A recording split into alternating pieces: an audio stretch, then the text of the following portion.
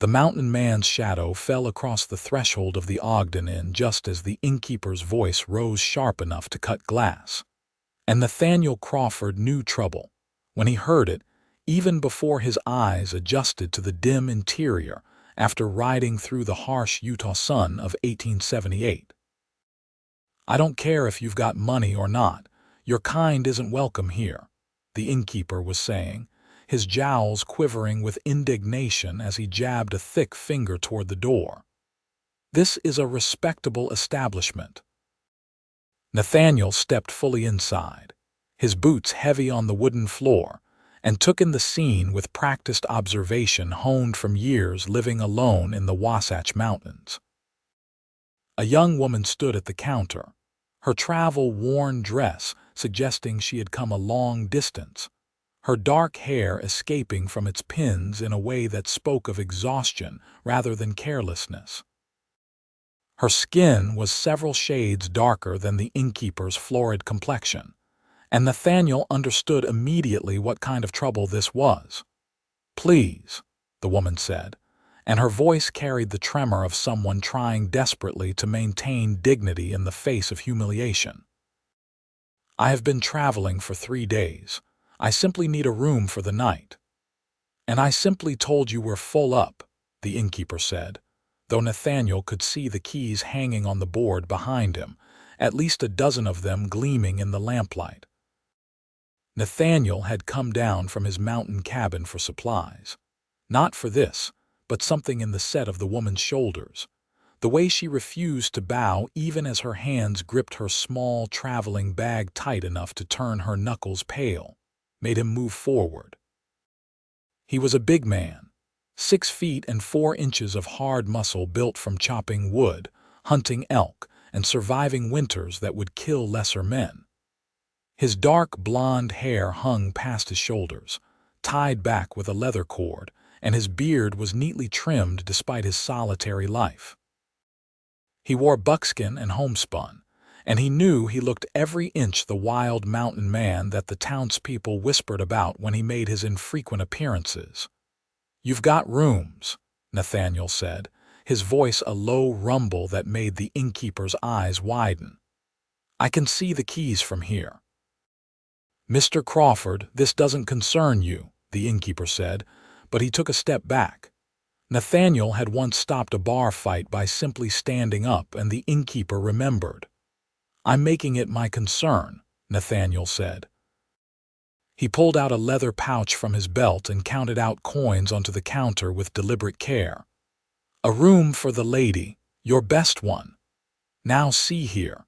And a room for me right next door," Nathaniel continued as if the man had not spoken. He added more coins. "I'll be staying to make sure she's comfortable and safe. You have a problem with my money." The innkeeper's face went through several interesting colors, but greed won out over prejudice, as Nathaniel had calculated it would.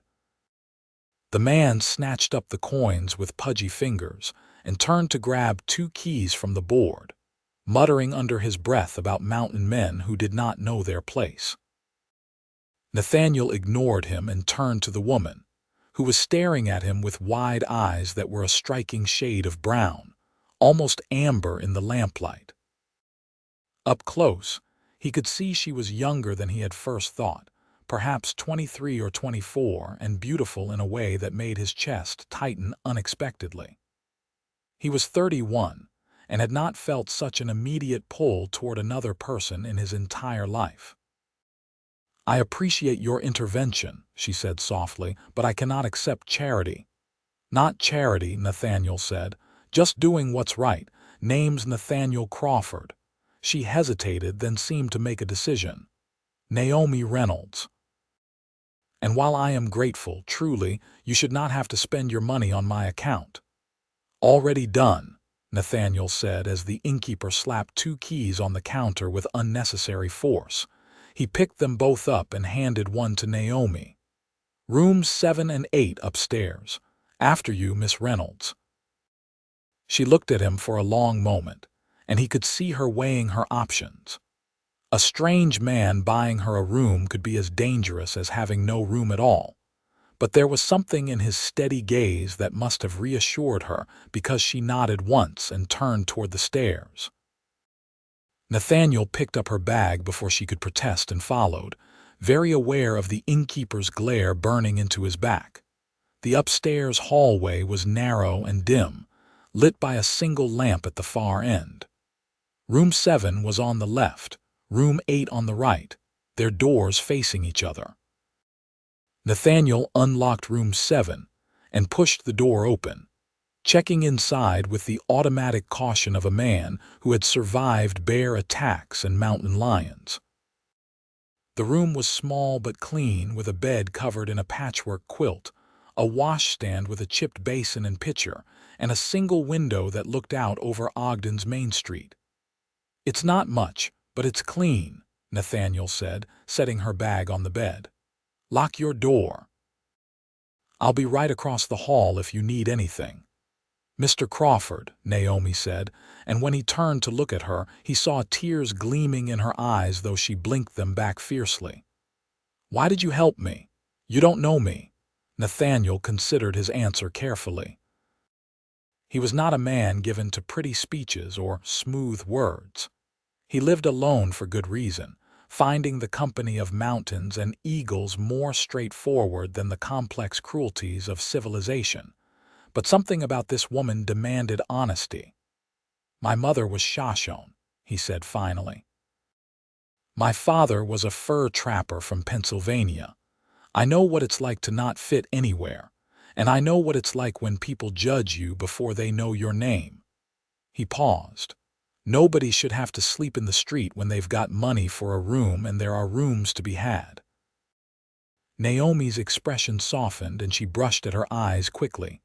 "Your mother must have been a remarkable woman to raise such a son." "She died when I was 12, Nathaniel said. "Fever. My father followed her 6 months later, couldn't live without her, I think. But yes, she was remarkable." "I'm sorry for your loss," Naomi said, and he could hear that she meant it. "My own mother passed 3 years ago. It's why I'm traveling. I've been living with my aunt in Denver, but she's remarried and her new husband made it clear I was no longer welcome in their home." Anger flared hot in Nathaniel's chest at the thought of anyone turning this woman out, but he kept his voice level. "Where are you headed?" "Salt Lake City," Naomi said. "I have a cousin there who works as a seamstress. She wrote that I could stay with her and learn the trade. I have a little money saved, enough to start over." She looked around the small room. "At least I did before you spent yours on me. Please let me repay you." "No need," Nathaniel said. "Get some rest, Miss Reynolds. You look like you could use it." He left before she could argue further and crossed to his own room, which was identical to hers except the quilt was a different pattern. He locked the door and sat on the bed, listening to the sounds of her moving around in the room across the hall. Water splashing in the basin. The creak of floorboards. The squeak of the bed as she sat on it. Nathaniel had not planned on any of this. He had planned to get his supplies, maybe have a drink at the saloon, and head back up to his cabin in the mountains where life was simple and made sense. He had been living that way for 5 years, ever since he had tired of people looking at him sideways, never sure if they should treat him as white or Indian, never quite accepting him as either. In the mountains, he was just Nathaniel, and the elk did not care about the color of his skin or the shape of his eyes.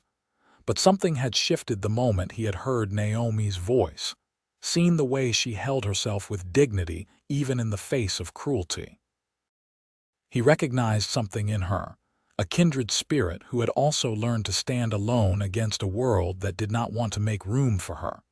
He lay back on the bed, still fully clothed, and stared at the ceiling. Tomorrow, he would make sure she got on the stage to Salt Lake City safely. That was all. Then he would go back to his life and she would go to hers, and this would just be a strange interlude they would both remember occasionally. The sound of voices outside made him sit up. Male voices, rough and slurred with alcohol. He moved to the window and looked down to see 3 men standing in the street, looking up at the inn. Even from this distance, he could see they were trouble. One of them pointed at the building and said something that made the others laugh, and Nathaniel felt his jaw tighten.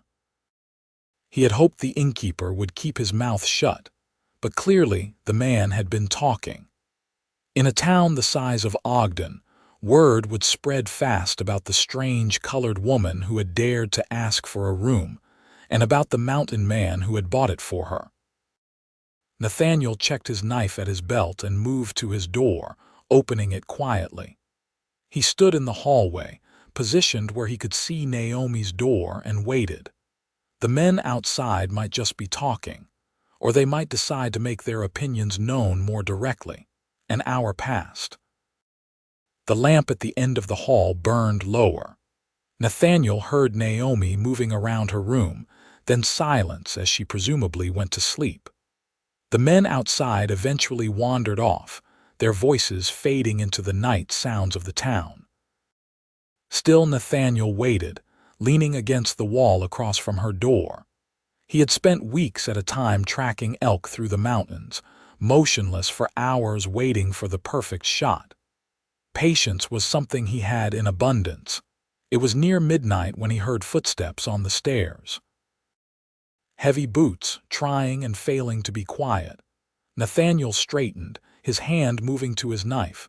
2 men appeared at the top of the stairs, and Nathaniel recognized them from the group that had been outside earlier. They stopped when they saw him, their eyes widening. Lost. Nathaniel asked softly. "We're staying here," one of them said, but his eyes darted to Naomi's door and gave him away. "No, you're not," Nathaniel said. "I know every person staying in this inn, and you're not among them. Turn around and go back down those stairs." "You can't tell us what to do," the second man said, puffing out his chest. He was big, probably used to intimidating people with his size. He had never met anyone like Nathaniel. Nathaniel pushed away from the wall and took a single step forward. He did not raise his voice. He did not need to. "I'm telling you one more time. Leave. Now." Something in his eyes, or perhaps in the way he moved with the fluid grace of a predator, made the men reconsider. They looked at each other, then back at Nathaniel's massive frame, the muscles visible even through his shirt, the complete lack of fear in his expression. "This isn't over," one of them muttered, but they were already backing toward the stairs. "Yes, it is," Nathaniel said, and waited until they had disappeared down the stairwell and he heard the front door slam before he relaxed his stance. He returned to his position against the wall and settled in for a long night. Sleep could wait. Right now, he had appointed himself Naomi's guardian, and he would not fail in that duty. The door to room 7 opened a crack, and Naomi peered out. She was still dressed, and Nathaniel realized she had not trusted the situation enough to truly rest. Smart woman. Did something happen? She asked quietly. "Nothing to worry about," Nathaniel said. "Just making sure you can sleep safe." She opened the door wider and looked at him standing in the hallway. "Have you been out here this whole time?" "I told you I'd make sure you were safe," Nathaniel said. "I keep my word." Naomi stepped fully into the hallway, her arms wrapped around herself. She was barefoot, he noticed, and somehow that detail made her seem both more vulnerable and more real. "You cannot stand in a hallway all night on my account." "I've spent nights in worse places," Nathaniel said, which was true. Blizzards in the mountains, caves with bears snoring 10 feet away, riverbeds when the water came up unexpected. A hallway in an inn is downright comfortable. "Mr. Crawford, Nathaniel," he said. "If I'm going to be your guardian for the night, we can skip the formalities." She smiled at that, a small expression that transformed her tired face into something radiant. "Nathaniel, then, and you should call me Naomi." "Naomi," he repeated, liking the sound of her name in his mouth. They stood there in the dim hallway, and Nathaniel felt something pass between them. some understanding that went deeper than words. She saw him, truly saw him, not as a wild mountain man or a half-breed to be pitied or feared, but as a person who had chosen to help her when he had no obligation to do so. And he saw her the same way, a woman of courage and grace who deserved far better than the world had given her. "I don't want you to have to stand in a hallway all night," Naomi said finally. "Would you? Would it be improper if you kept watch from inside my room? You could sit in the chair by the window, and I would feel safer knowing you were close if those men return." It was absolutely improper by any standard of society, but Nathaniel had stopped caring about society's standards a long time ago. And he could see the genuine fear beneath her practical suggestion, the knowledge that she was vulnerable in a town full of strangers, some of whom clearly meant her harm. "If that would make you feel safer, then yes," Nathaniel said. "But I'll keep the door open a crack, so there's no question of impropriety. Your reputation matters even if the innkeeper is a jackass." Naomi laughed softly at that, and the sound was like music. "Very well. Come in, then." She held the door for him, and Nathaniel entered the small room. It smelled faintly of lavender, probably from whatever soap she had used to wash. The chair by the window was small, barely adequate for a man of his size, but he had sat on rocks and logs and nothing at all, so he settled into it and stretched his long legs out in front of him. Naomi left the door open about 6 inches, enough that anyone passing could see inside, then climbed onto the bed and pulled the quilt up over herself. She did not undress, he noticed, just lay down fully clothed on top of the covers. "Tell me about the mountains," she said into the darkness. "What's it like, living up there all alone?" Nathaniel leaned his head back against the chair and thought about how to describe his life. "Peaceful," he said finally. "Quiet in a way that the world down here never is. You can hear yourself think. The seasons change and you change with them, hunting in the fall, hunkering down in the winter, planting in the spring, gathering in the summer. It's hard work, but it's honest work, and at the end of the day, you know exactly what you've accomplished." "Don't you get lonely?" Naomi asked. "Sometimes," Nathaniel admitted, "but I got tired of being the person people stared at. Up there, the only ones staring are the eagles, and they don't care who my parents were." "I understand that," Naomi said softly. "The staring, the whispers. The way people make up their minds about you before you ever open your mouth." "Your parents?" Nathaniel asked. "My father was a freed slave who worked as a blacksmith in Denver," Naomi said. "My mother was a schoolteacher, daughter of a white merchant and a Creole woman from Louisiana. Neither family approved of the marriage, but my parents loved each other anyway. They built a good life together, despite everything. When my father died in an accident at the smithy, my mother did her best to keep us going, but she was never the same. I think she died of a broken heart as much as the pneumonia." "Love like that is rare," Nathaniel said. "My parents had it too. My father could have gone back east after my mother died, found a nice white woman, and tried to fit back into the world he came from. But he stayed in the mountains where they had been happy together, and when the grief got too heavy, he just let go. We're both orphans then," Naomi said. "Both trying to find our place in a world that doesn't quite want us." "Seems that way," Nathaniel agreed. They fell silent for a while, and Nathaniel thought Naomi had fallen asleep until she spoke again, her voice drowsy. "Thank you, Nathaniel, for everything. I haven't felt safe in a very long time, but I feel safe right now." Something in Nathaniel's chest cracked open at those words, some wall he had built to keep the world out. "You're welcome, Naomi. Get some rest." This time she did sleep, her breathing evening out into the slow rhythm of dreams. Nathaniel kept watch through the night, his eyes on the street below, his ears tuned to every sound in the inn. The men did not return. The night passed quietly, marked only by the hourly calls of the watchman making his rounds. As dawn began to paint the sky in shades of pink and gold, Nathaniel found himself thinking about the stage to Salt Lake City that Naomi would take today. He thought about his cabin in the mountains, waiting empty and cold. He thought about 5 years of solitude, chosen and maintained with fierce determination. And he thought about how much he did not want to watch Naomi Reynolds disappear from his life when he had only just found her. The sun was fully up when Naomi stirred, blinking awake with the confused expression of someone who had forgotten where they were. Then her eyes found Nathaniel still sitting in the chair by the window, and she smiled. "You really did stay all night," she said, pushing herself up to sitting. "Told you I would," Nathaniel said. His back was stiff from the chair and his legs were cramped, but he had endured far worse discomfort.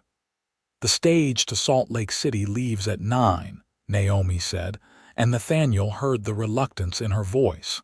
"I should get ready." "Have breakfast first," Nathaniel said. "The dining room downstairs serves a decent meal, or so I've heard. My treat." "You've already spent too much money on me," Naomi protested. "Then consider it payment for the company," Nathaniel said. "I don't usually have anyone to talk to except the occasional trapper who wanders through, and most of them smell a lot worse than you do." Naomi laughed at that and nodded. "Very well. Breakfast it is. But let me at least wash my face and fix my hair first. I must look a fright." "You look beautiful," Nathaniel said, and the words were out before he could think better of them. Naomi's eyes widened and a blush colored her cheeks. Thank you." Nathaniel stood, his joints protesting. "I'll wait in the hallway, give you some privacy." He stepped outside and closed the door, then went to his own room to splash water on his face and run his fingers through his hair. He looked at himself in the small mirror above the washstand and barely recognized the man staring back. In his eyes was something he had not seen in years. Hope, maybe, or possibility. When Naomi emerged from her room 15 minutes later, she had transformed herself. Her hair was neatly pinned up, her dress straightened as much as travel wear could be, and she looked every inch a proper lady despite her exhaustion and the trials of her journey. "Ready?" Nathaniel asked, offering his arm. She took it with only a moment's hesitation, and they descended the stairs together. The dining room was off to the left of the main entrance, a small space with 6 tables covered in checkered cloths. A few early diners looked up as they entered, and Nathaniel felt their stares like physical things, but he kept his expression neutral and led Naomi to a table by the window.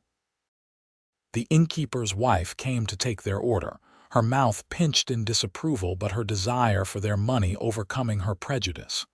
They ordered eggs and bacon and coffee, and when the food came, it was surprisingly good. "What will you do in Salt Lake City?" Nathaniel asked as they ate. "Learn to sew, I suppose," Naomi said. "My cousin says there's good money in it making dresses for the wealthy women there, and it's honest work." She paused. "What about you? Back to your mountains?" "That was the plan," Nathaniel said. Naomi caught the past tense. Nathaniel set down his fork and looked at her directly. "Naomi, I know we just met. I know this is going to sound like the ravings of a madman, but I need to say it anyway." She put down her own fork, her full attention on him. "Say what?" "Don't get on that stage," Nathaniel said. "Come with me instead." Naomi blinked. "Come with you where?" "To the mountains," Nathaniel said. "I have a cabin, a good one. 2 rooms, solid walls, a fireplace that keeps it warm even in the deepest winter. I have land for planting, a stream full of fish, forests full of game. It's not an easy life, but it's a good one." "Nathaniel, I'm not asking you to marry me," Nathaniel said quickly, though part of him wanted to do exactly that. "Not yet." I'm asking you to give us a chance to get to know each other, to see if what I felt last night, what I'm feeling right now, is something you feel too." Naomi's hands were trembling. "You don't know me. I could be a terrible person." "You're not," Nathaniel said with certainty. "I've spent 5 years alone, Naomi. I chose that. I wanted that. But last night, sitting in that chair watching you sleep, I realized that I don't want it anymore. I want to wake up and have someone to talk to. I want to share my life with someone who understands what it's like to be on the outside. And I want that someone to be you." "This is insane," Naomi said, but she was smiling through tears. "We've known each other less than a day." "I know," Nathaniel said, "but sometimes you just know, don't you? My father said he knew he would marry my mother the first time he saw her, even though she was Shoshone and he was white, and everyone told them it was impossible. They had 20 years together before she died, and they were the happiest 20 years of his life." Naomi wiped at her eyes. "What if it doesn't work? What if we get to your cabin and discover we drive each other mad? Then I'll bring you back down and put you on the next stage to Salt Lake City," Nathaniel said. "But what if it does work? What if we're passing up something rare and precious because we're too scared to take a chance?" She was quiet for a long moment, her fingers playing with the edge of her napkin. Nathaniel waited, hardly breathing, aware that his entire future hung on her answer. "I feel it too," Naomi said finally, so softly he almost missed it. "Last night when you stood up for me, when you spent your money to make sure I had a safe place to sleep, when you stayed awake all night to guard my door, I felt like I had known you my whole life. Like I had been waiting for you without knowing I was waiting." "Then come with me," Nathaniel said, reaching across the table to take her hand. "Take a chance, see where this leads." Naomi looked down at their joined hands, his so large and calloused, hers smaller and darker, and she nodded. "Yes. Yes, I'll come with you." The relief that flooded through Nathaniel was so intense it left him dizzy. He had not realized how much he wanted her, until she said yes. "We'll need supplies," he said, his mind already racing ahead. "The cabin is stocked, but we'll need extras if you're going to be staying a while, and warmer clothes for you. The mountains get cold, even in summer." "I have a little money," Naomi said. "From what my aunt gave me when I left, I can help pay." "Save your money," Nathaniel said. "I have furs to trade, more than enough to get what we need. I usually only come down from the mountains twice a year, so I'm well stocked." They finished their breakfast in a state of excited planning, mapping out what they would need and how long the journey to his cabin would take. 3 days, Nathaniel estimated, if they took it slow and Naomi was not used to riding. He would need to buy her a horse, something gentle and steady. As they left the dining room, the innkeeper was at the front desk and could not resist a parting shot. "Heading out, are you? Good riddance, I say." Nathaniel paused and looked at the man, really looked at him, this petty tyrant who derived pleasure from making others feel small. "You should know something," Nathaniel said quietly. "This woman you turned away, she's worth 10 of you, 100. And one day, you're going to realize what a privilege it would have been to show her kindness, and you're going to regret that you chose cruelty instead." The innkeeper sputtered, but Nathaniel was already guiding Naomi out the door and into the bright morning sunshine of Ogden. The street was busy with people going about their business, and Nathaniel was aware of the stares they attracted, but he did not care. Let them stare. He had spent 5 years hiding in the mountains, and he was done hiding. They spent the morning acquiring supplies. Nathaniel traded furs at the general store for flour, sugar, coffee, salt, and other necessities. He bought Naomi a sturdy riding skirt and a warm jacket at the dry goods store, ignoring the proprietor's raised eyebrows.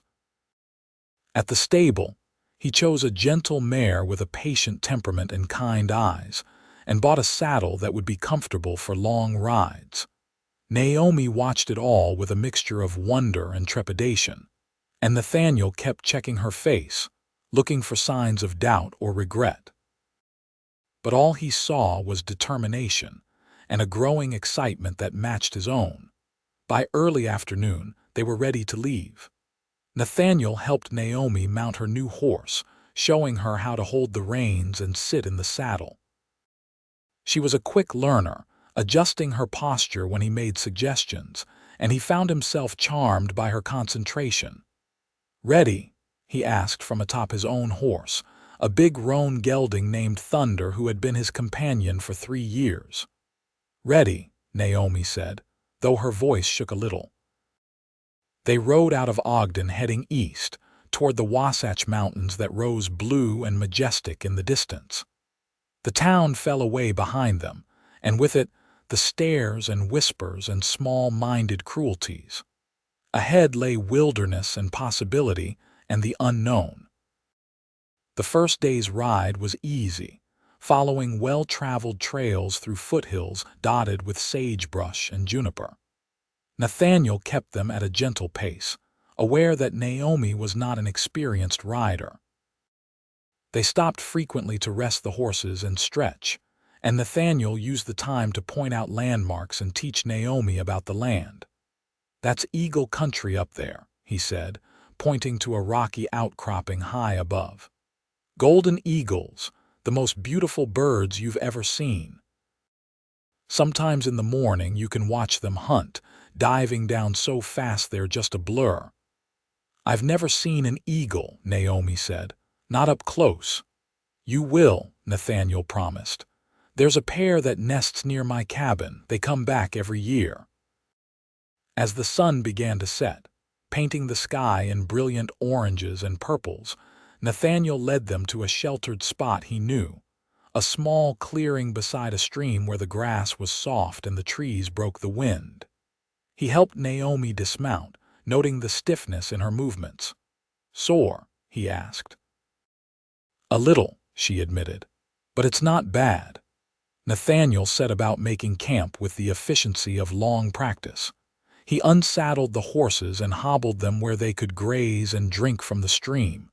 He gathered wood and built a fire, then unpacked supplies for dinner. Naomi watched for a few minutes, then began helping without being asked, following his lead. They worked together in comfortable silence, and Nathaniel marveled at how natural it felt. He had been alone for so long that he had forgotten the simple pleasure of sharing tasks with another person, the wordless cooperation that came from working toward a common goal. For dinner, he made coffee and fried bacon and beans in a cast iron skillet, and they ate sitting on a log near the fire. The food was simple but good, and Naomi ate with the appetite of someone who had spent the day in fresh air and exercise. "Tell me about your cabin," she said as they finished eating. "What's it like?" Nathaniel stared into the fire, picturing it.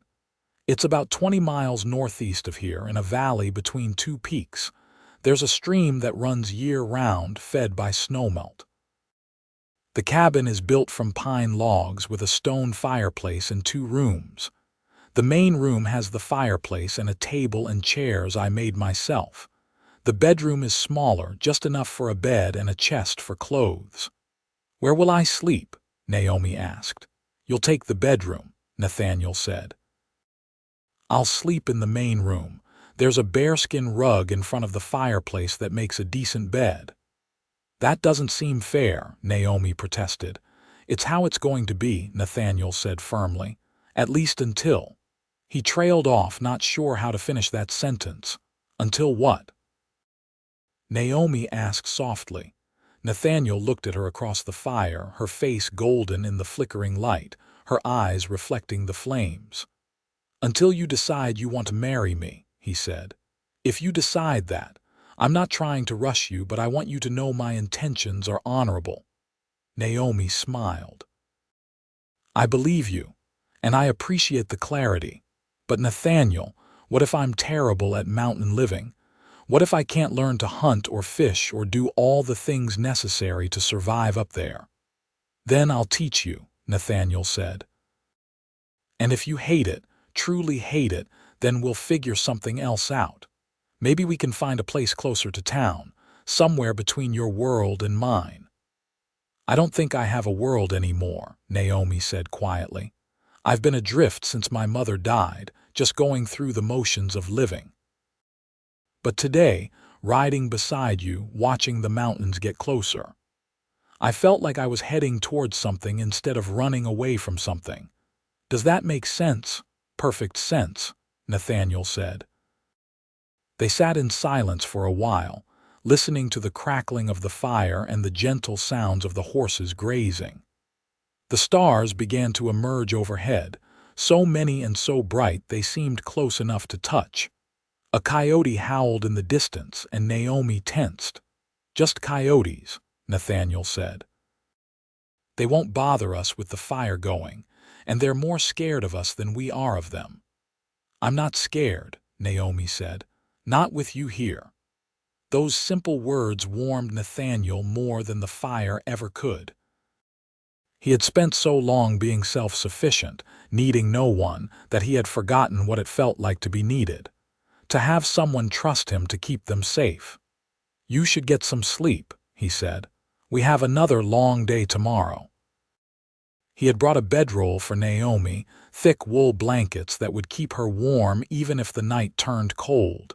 He spread them near the fire but not too close, and she settled into them with a sigh of exhaustion.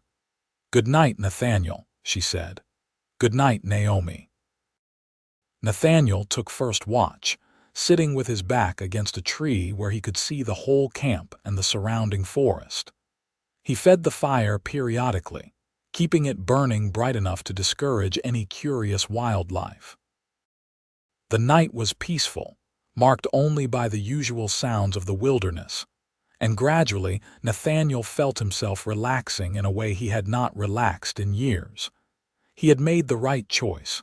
He was certain of it. Asking Naomi to come with him was impulsive and probably crazy, but it was also the most right thing he had done since he had retreated to the mountains 5 years ago. He had thought he was content in his solitude, but he had really just been hiding. Naomi had given him a reason to stop hiding, to rejoin the world and take a risk on something beautiful and fragile and worth protecting. Sometime after midnight, Naomi woke and sat up, looking around until she spotted him in the shadows. You're supposed to be sleeping, she said. I will, Nathaniel said. Just wanted to make sure everything was quiet first. She stood and came over to him, wrapping one of the blankets around her shoulders. Without asking, she sat down next to him, close enough that he could feel the warmth of her body. I keep thinking I'm going to wake up and this will all be a dream, she said. That I'll be back in that inn with the innkeeper telling me there's no room and you'll just be a figment of my imagination. Not a dream, Nathaniel said. I'm real. This is real. Naomi leaned her head against his shoulder, and Nathaniel held very still, hardly daring to breathe. I'm glad, she whispered. They sat like that for a long time, watching the fire burn down to embers and the stars wheel slowly overhead. Eventually, Nathaniel convinced Naomi to go back to sleep, and this time he dozed fitfully, waking at every small sound but feeling more rested than he had in months. The second day of travel took them higher into the mountains, following trails that grew progressively narrower and steeper. Naomi proved to be a natural rider, adjusting to the terrain with growing confidence. They stopped at midday beside a waterfall that tumbled down from the heights in a cascade of white foam, and Nathaniel showed Naomi how to catch the small trout that lived in the pool at the bottom. She shrieked with delight when she caught her first fish, holding it up triumphantly before it slipped from her grasp and fell back into the water. Nathaniel laughed, a sound he realized he had not made in far too long, and showed her how to grip the fish properly. By the time they left the pool, they had caught enough for dinner, and Naomi was flushed with pride at her accomplishment. That night they camped in a grove of aspens, their white trunks ghostly in the moonlight. Nathaniel cooked the trout over the fire, and they ate with their fingers, licking the sweet flesh from the delicate bones. Naomi told him stories from her childhood, memories of her father teaching her about metalwork, her mother reading to her from books of poetry.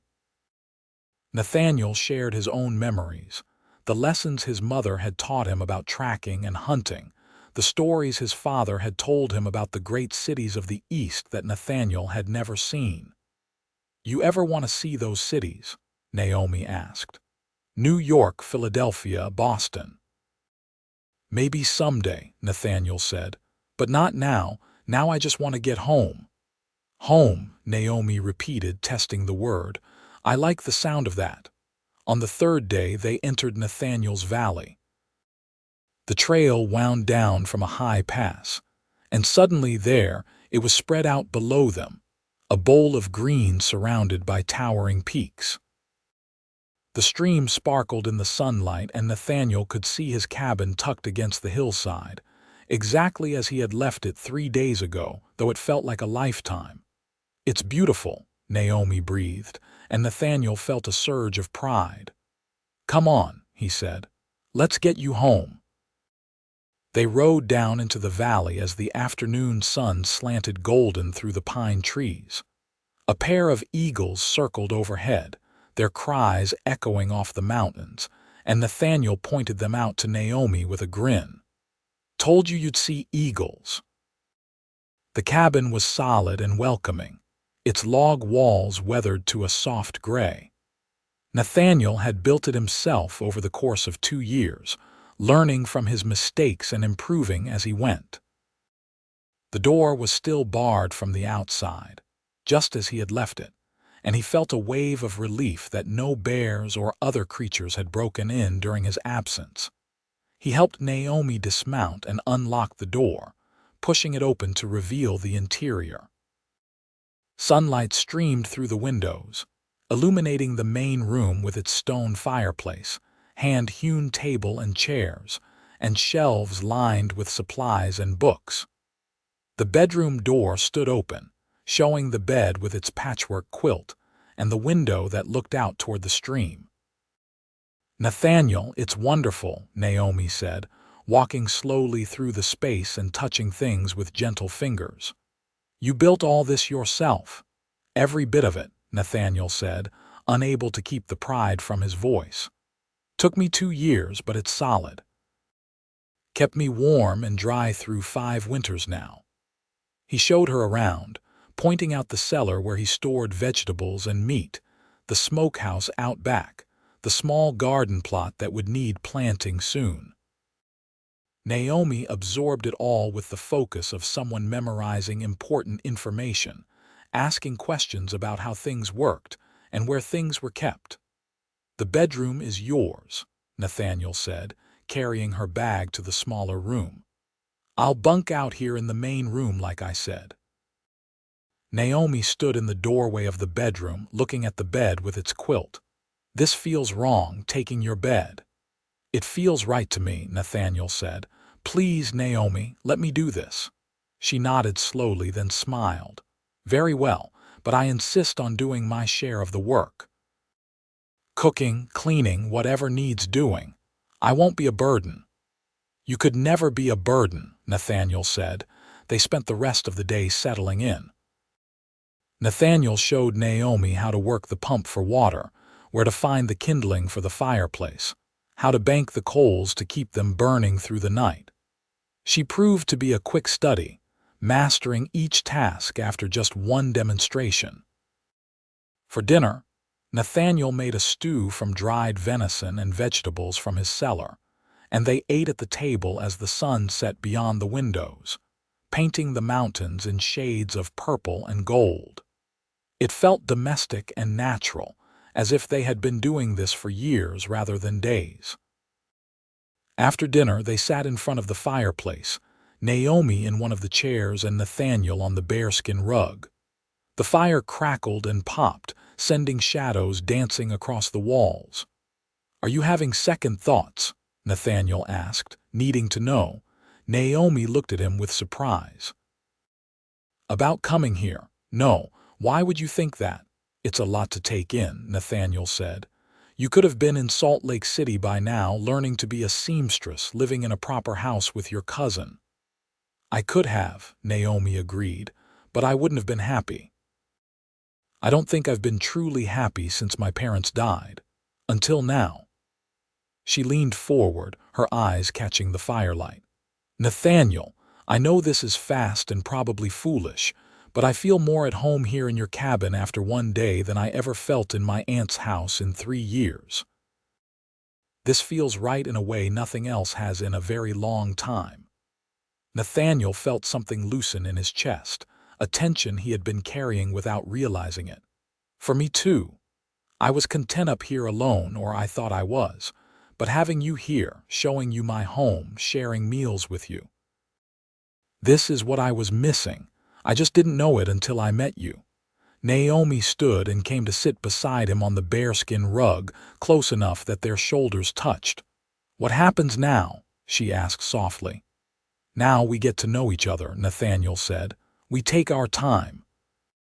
We see if this feeling lasts beyond the first excitement of something new, and if it does, if we both feel the same way in a few months, then we talk about the future."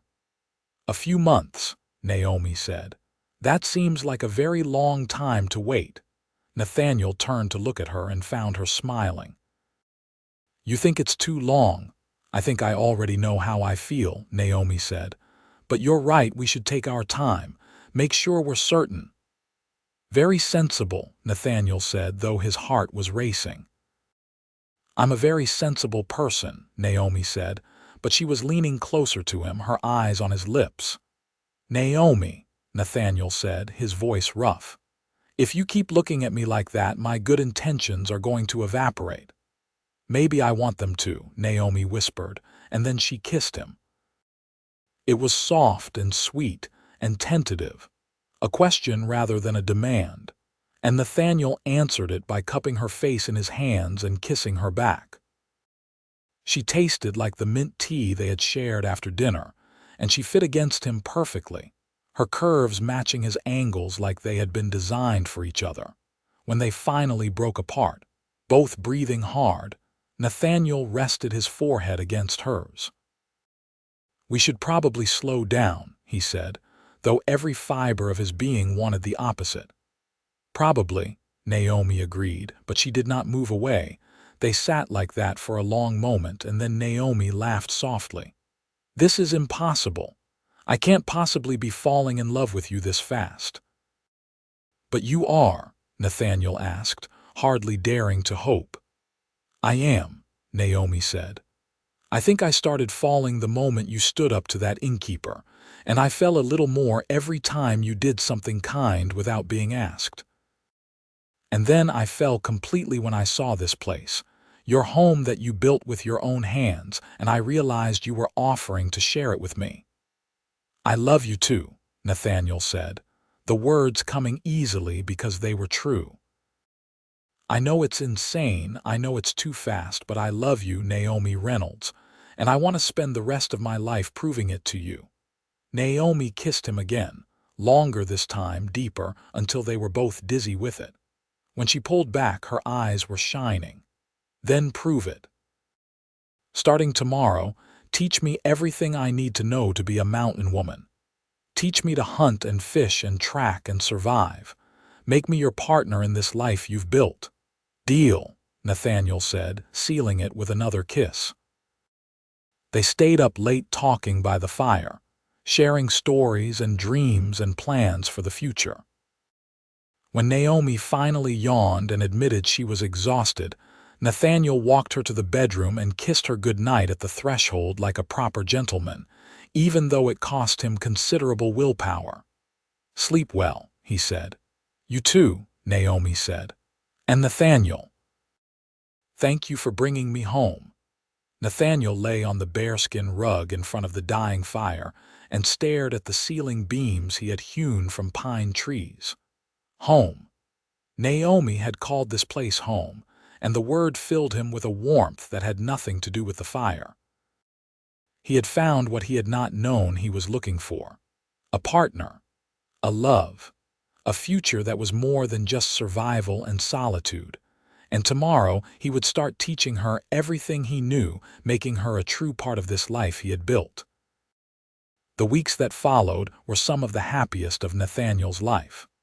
True to her word, Naomi threw herself into learning the skills she would need. Nathaniel taught her to shoot, starting with targets and working up to hunting small game. She proved to have a steady hand and a good eye, bringing down her first rabbit with a whoop of triumph that startled the eagles from their nearby perch.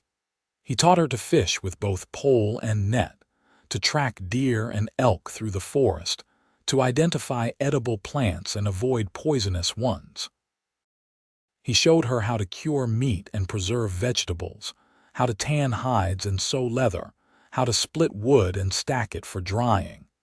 Naomi absorbed every lesson with fierce concentration, practicing until she got it right. She fell into the stream once while fishing and came up laughing, water streaming from her hair. She missed her target more often than she hit it at first, but she never gave up, shooting until her arms ached. She got blisters on her hands from chopping wood, but she chopped until the woodpile was full. And through it all, Nathaniel fell more deeply in love with her. Not just because she was beautiful, though she was, especially when she was laughing with leaves in her hair after a successful hunt.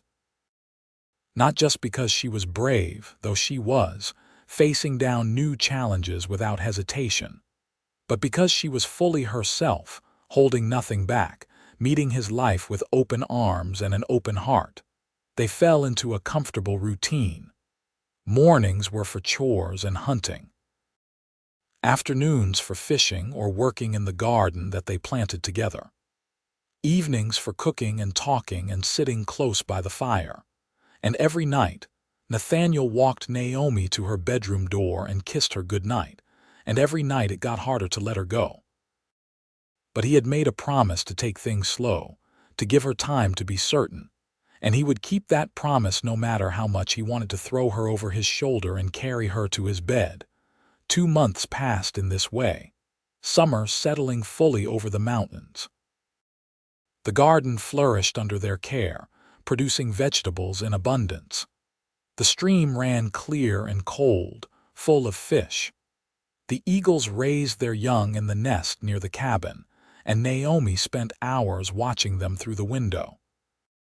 One evening in late July, as they sat outside watching the sunset paint the peaks in shades of fire, Naomi turned to Nathaniel with a serious expression. "I need to ask you something," she said. Nathaniel's heart stuttered. Had she changed her mind? Decided this life was not for her after all? "Anything? How much longer are we going to pretend?" Naomi asked. "Pretend what?" Nathaniel asked, confused. "That we're taking things slow," Naomi said. "That we're still getting to know each other. That we're not completely and utterly in love and ready to spend the rest of our lives together." Relief and joy flooded through Nathaniel so intensely he had to close his eyes for a moment. When he opened them, Naomi was watching him with a small smile. "I was trying to be a gentleman," Nathaniel said. "Give you time to be sure." "I've been sure since the first week," Naomi said. "But I appreciated the courtesy. However, Nathaniel Crawford, I am now officially out of patience, so I'm going to ask you a question and I want an honest answer." "All right," Nathaniel said, his voice rough. "You want to marry me?" Naomi asked. "More than I want my next breath," Nathaniel said without hesitation. "Good," Naomi said, and kissed him with a passion that left no doubt about her feelings. When they broke apart, she was smiling. "Then let's go to Ogden tomorrow and find someone to marry us. I'm done sleeping alone in that bedroom when the man I love is 10 feet away." Nathaniel laughed, a sound of pure joy, and pulled her into his arms. "Tomorrow," he agreed. "First thing in the morning we ride to Ogden and make this official." They spent that night planning, talking about the future with an excitement that made the hours fly by. They would marry and come back to the cabin for the rest of the summer and fall. When winter closed in, they would decide if they wanted to stay in the mountains or perhaps build a small house closer to town where Naomi could start a seamstress business if she wanted. They talked about children, how many they wanted and when. They talked about growing old together, watching seasons change from the porch of the cabin. And when the sky began to lighten with the approach of dawn, Nathaniel walked Naomi to her bedroom door one last time as an unmarried woman. "Tomorrow night, you'll be my wife," he said, wonder in his voice. "Tomorrow night," Naomi agreed and kissed him with a promise of all the tomorrows to come. They rode to Ogden at first light, making the trip in a single day by pushing the horses harder than usual. They arrived as the sun was setting, and Nathaniel took them straight to the small church on the edge of town. The minister was an old man named Reverend Thomas, who had baptized Nathaniel when he was a baby, back before his mother died. He looked surprised to see Nathaniel but welcomed them warmly, his eyes crinkling with smile lines. "Nathaniel Crawford, it's been years," he said. "And who is this lovely young lady?" "This is Naomi Reynolds," Nathaniel said, "and we'd like you to marry us." Reverend Thomas raised his eyebrows. "When?" "Now," Naomi said firmly. "Tonight, if possible." The minister looked between them, seeing something in their faces that made him nod slowly. "Very well. Let me get my wife to serve as witness and we'll perform the ceremony right now." It was a simple wedding, held in the small church with only the minister and his wife present.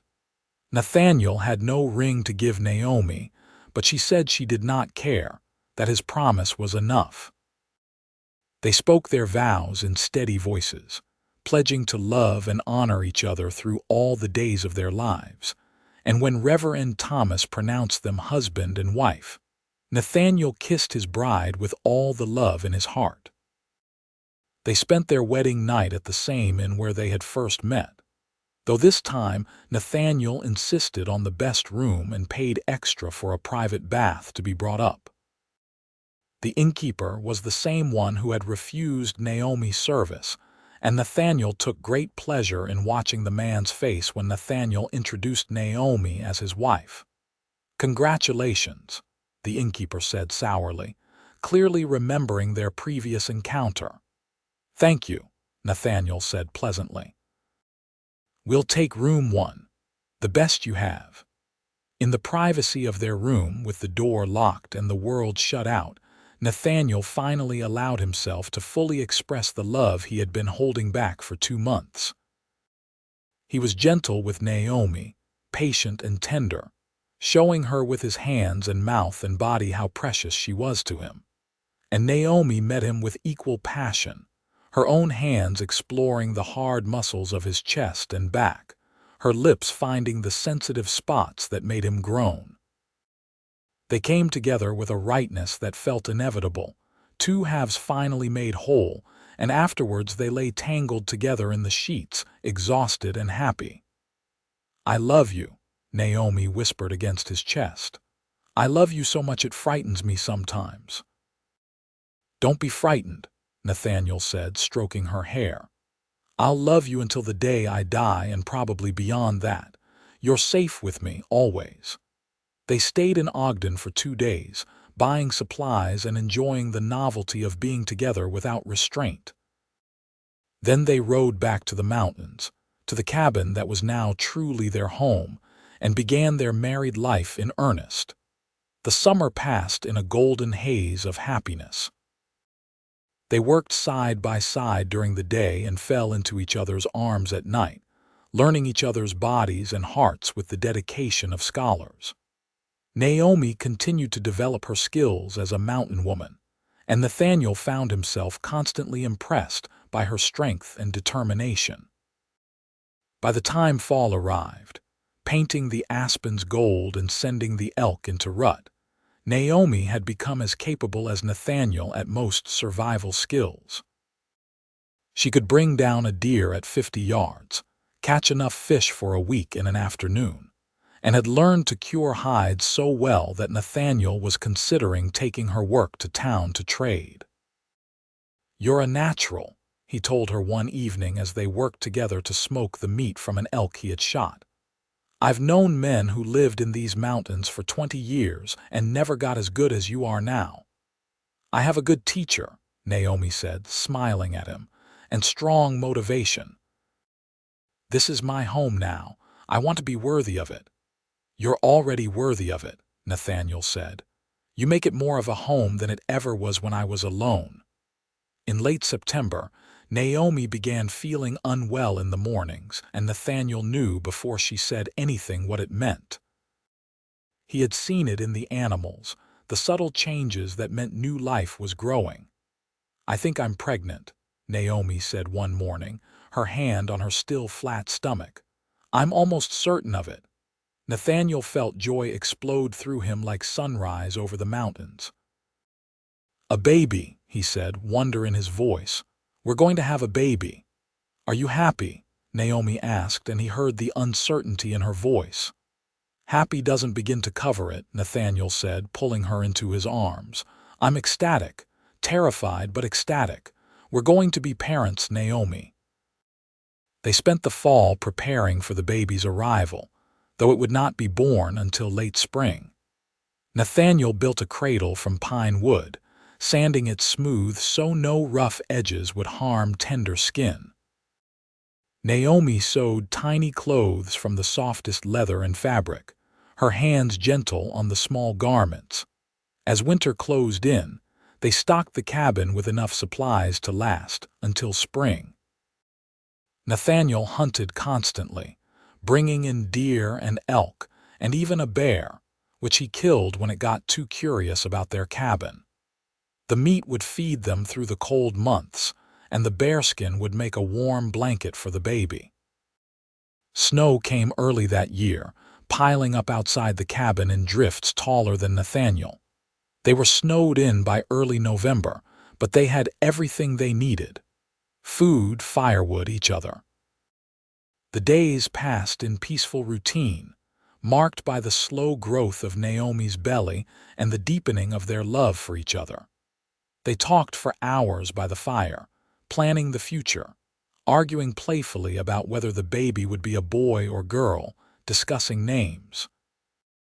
Nathaniel wanted to name a son after his father, but Naomi argued that the baby should have his own name, not carry the weight of the past.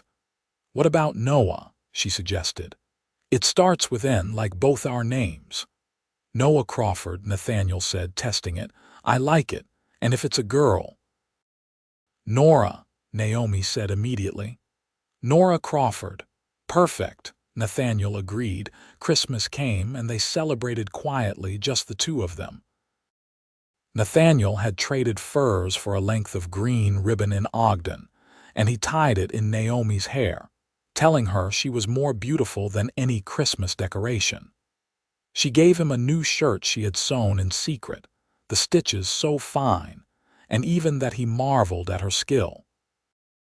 Winter slowly gave way to spring. The snow melted in gradual waves, revealing the green world beneath. The stream swelled with runoff, and the eagles returned to their nest. Naomi's belly grew round and firm, and Nathaniel found himself constantly touching it, feeling the baby move and kick beneath his palm. "He's going to be strong," Nathaniel said one evening, his hand spread across Naomi's stomach as the baby performed what felt like acrobatics inside her. Naomi corrected with a smile, though they both knew it was just a guess. In late May, when the valley was in full bloom and the world smelled of pine and wildflowers, Naomi's labor began. Nathaniel had planned for this, riding to town a month earlier to bring back a midwife who agreed to stay with them until the baby came. Mrs. Henderson was a sturdy woman in her 50s who had delivered half the babies in Ogden, and showed no fear at staying in a mountain cabin with a mountain man and his wife. The labor was long and difficult, stretching through a day and a night and into the next morning. Nathaniel paced outside the bedroom, listening to Naomi's cries and feeling helpless in a way he had never felt facing down a bear or a blizzard. He could not fight this enemy or protect her from this pain, and it nearly killed him. But when Mrs. Henderson finally opened the door and said, "You have a son," and he rushed in to find Naomi pale and exhausted but smiling, holding a tiny bundle wrapped in the bearskin blanket. All the fear and helplessness melted away into pure joy. "Noah," Naomi said softly. "Our Noah." Nathaniel sat on the bed beside her and looked at his son for the first time. The baby was perfect, with a cap of dark hair and skin a beautiful blend of both parents. His eyes were closed, his tiny fist curled against his cheek, and Nathaniel felt love slam into him with the force of a landslide. "He's perfect," Nathaniel whispered. "You're perfect, both of you." Mrs. Henderson stayed for a week, teaching Naomi how to nurse and care for the baby, making sure mother and child were both healthy. When she finally left, riding back to Ogden with payment in furs and smoked meat, Nathaniel and Naomi were alone with their son. The summer passed in a blur of sleepless nights and endless joy. Noah was a good baby, healthy and strong, and Nathaniel could not imagine loving anything more. He held his son for hours, walking the cabin floor when Noah fussed, singing old songs his mother had taught him in Shoshone. Naomi recovered her strength quickly, returning to her work with the garden and the animals, though now she did it with Noah strapped to her back in a carrier Nathaniel had made. The baby seemed to love the outdoors, cooing at the eagles and reaching for the leaves that danced in the wind. As fall arrived again, Nathaniel and Naomi began discussing their future. They had been married for over a year now, living in the mountains in near isolation. Noah was healthy and thriving, but Naomi worried about what would happen when he was old enough to need schooling and friends. "We don't have to decide now," Nathaniel said, "but maybe we should think about building a house closer to town. Not in Ogden, but near enough that Noah could go to school when he's older. And you could start your seamstress business if you wanted, now that you've proven you can make clothes better than anyone in the territory." "I love it here," Naomi said, looking around the cabin that had become her home. "But you're right, we need to think about Noah's future. I don't want him to be isolated the way we were." They made the decision together, as they made all their decisions now. They would build a small house on a piece of land halfway between Ogden and the mountains, close enough to town for Noah to have friends and schooling, but far enough that they could maintain their independence and connection to the wild places they both loved. That winter, Nathaniel began the work of clearing land and cutting timber for their new house. It was hard work made harder by the cold, but he was driven by the vision of the future he and Naomi were building together. A place where their son could grow up strong and free, where he would be accepted for who he was rather than judged for what he looked like. By the time Noah was 2 years old, the house was finished. It was larger than the cabin, with 3 bedrooms and a proper kitchen and a porch that wrapped around 2 sides. It sat on 20 acres of good land, with a stream running through one corner and forest on 2 sides. From the porch, they could see Ogden in the distance, a reminder of civilization without being overwhelmed by it. They moved in the spring of 1881, 3 years after Nathaniel had first seen Naomi being refused service at the inn. The irony was not lost on either of them.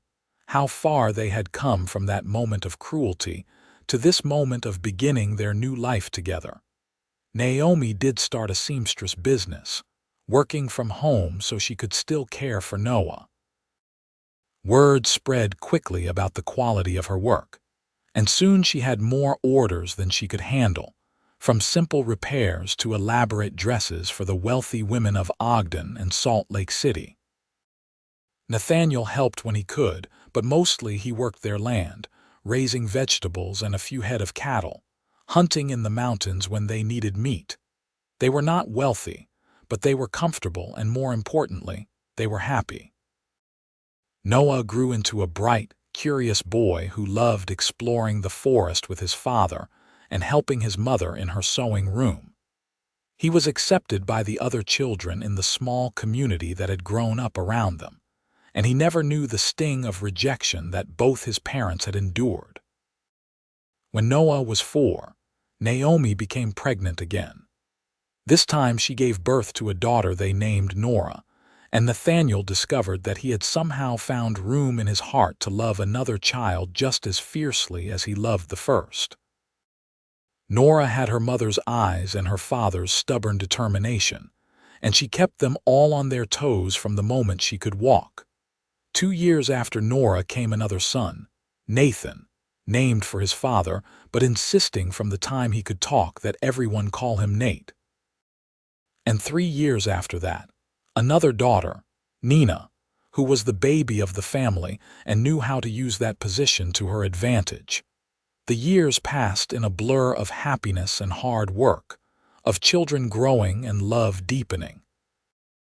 Nathaniel and Naomi faced the challenges of raising 4 children with the same partnership they had brought to building their life together, supporting each other through sleepless nights and childhood illnesses, and the 100 small crises that came with parenthood. They faced prejudice too, from people who disapproved of their mixed marriage or looked askance at their mixed-race children. But they faced it together, teaching their children to be proud of who they were, to stand up against injustice while also choosing their battles wisely.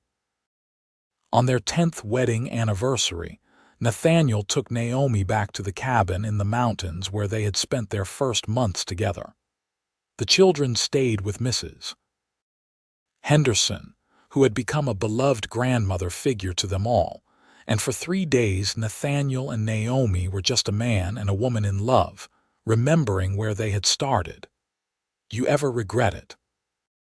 Nathaniel asked one evening as they sat on the porch of the cabin, watching the eagles that still nested nearby.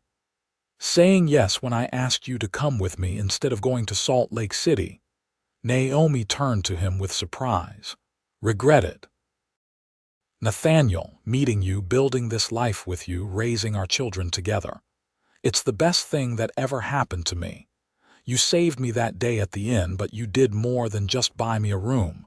You gave me a home, a family, a future I never could have imagined." "You gave me the same," Nathaniel said, pulling her close. "I thought I wanted to be alone, but I was just scared. Scared of being hurt, scared of being rejected, scared of not being enough. You showed me I was wrong, you made me brave." They kissed as the sun set behind the mountains, the same mountains that had witnessed their first night together, and Nathaniel marveled at how lucky he was. He had stumbled into that in looking for supplies and found love instead. Found a partner who matched him in strength and courage and determination. Found a future that was better than any dream. The years continued to pass. The children grew up strong and capable, each finding their own path in the world. Noah became a teacher, determined to give other children the education he had been fortunate enough to receive. Nora followed in her mother's footsteps, becoming a renowned seamstress with a shop in Salt Lake City. Nate became a rancher, taking over the family land and expanding it. Nina surprised everyone by becoming a doctor, one of the first women accepted to medical school. Nathaniel and Naomi grew old together, their hair turning silver, their bodies growing slower but their love remaining constant. They celebrated each anniversary by returning to the mountain cabin, and they celebrated each birthday and holiday surrounded by children and grandchildren who filled their house with noise and laughter. On a crisp autumn day in 1918, 40 years after they had first met, Nathaniel and Naomi sat on the porch of their house watching the sunset. They were both in their 70s now, worn by time but not diminished by it. Their hands were clasped together, fingers intertwined as they had been for 4 decades. "You remember the first thing you said to me?" Naomi asked. "I said the innkeeper had rooms because I could see the keys," Nathaniel said with a smile. "Very romantic." "And do you remember what you said when you bought me that room?" "That I was making sure you were comfortable and safe," Nathaniel said. "And I kept that promise, didn't I?" "Every day for 40 years, Naomi agreed. She squeezed his hand. "I love you, Nathaniel Crawford. Thank you for refusing to let me sleep in the street. Thank you for buying me that room. Thank you for staying to ensure my safety. And thank you for asking me to build a life with you instead of getting on that stage to Salt Lake City." "Thank you for saying yes," Nathaniel said.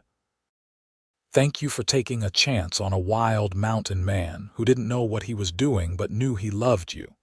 Thank you for giving me 4 beautiful children and a lifetime of happiness. Thank you for being my partner in everything." They sat together as the stars began to emerge, the same stars that had watched over them that first night in the mountains. Around them, their land stretched green and golden in the fading light. And inside their house, their children and grandchildren were gathered for Sunday dinner, their voices carrying through the open windows. It had started with a simple act of kindness, a mountain man standing up for a woman who was being refused service. But it had grown into something far greater, a love that had weathered decades and raised a family, a partnership that had built not just a house but a legacy. A life that proved that sometimes the bravest thing you can do is open your heart to someone and say yes to the future, even when you cannot see where it will lead. Nathaniel Crawford had walked into that in 40 years ago looking for supplies. Instead, he had found Naomi Reynolds. He had found love. He had found his home. And as he sat on that porch with his wife's hand in his, surrounded by the life they had built together, Nathaniel knew that he would make the same choice 1,000 times over. He would always buy her that room. He would always stay to ensure her safety. And he would always ask her to take a chance on him, because some stories are worth telling. Some loves are worth fighting for, and some moments change everything if you are brave enough to let them. The sun set behind the mountains, painting the sky in shades of fire and gold, and Nathaniel and Naomi Crawford watched it together, still in love after all these years, still grateful for the day a mountain man saw her refused service at the inn and decided to do something about it. Their story had started with an ending, a door closed in Naomi's face. But Nathaniel had opened another door, and through it they had found everything they had ever wanted. A home, a family, a love that lasted a lifetime and beyond. And as the stars emerged one by one overhead, the same stars that had watched over them since the beginning, Nathaniel and Naomi sat together in the peace of a life well lived, their hands clasped tight, their hearts beating in time, their love as strong and steady as the mountains that surrounded them. It was, in every way that mattered, a perfect ending to a story that had begun with a simple act of kindness and grown into something extraordinary. A mountain man and the woman he loved, together forever, exactly as it was always meant to be.